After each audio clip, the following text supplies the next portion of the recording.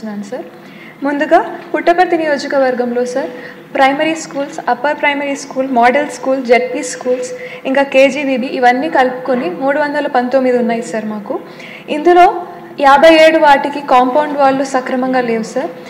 మీ ద్వారా మంత్రివర్యుల్ని దీనికి ఫండ్స్ కేటాయించి దీని నిర్మాణానికి హెల్ప్ చేయమని.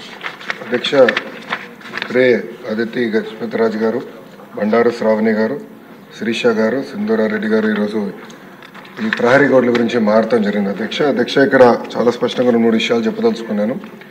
ఈ ప్రహరీ గోడలు మొత్తం పూర్తి చేయాలంటే దాదాపు 3,000 కోట్ల రూపాయలు రాష్ట్ర ఇప్పుడు అవసరం ఉంటుంది. అధ్యక్ష ఇది కన్వర్జెన్స్ కింద, అంటే ఒక పక్కన ఉపాధి హామీ కింద, ఇంకో పక్కన మనబడి మన భవిష్యత్తు కింద కార్యక్రమం కింద దశల వారీగా చేపడతామని గౌరవ సభ్యులకు నేను తెలియజేస్తున్నాను.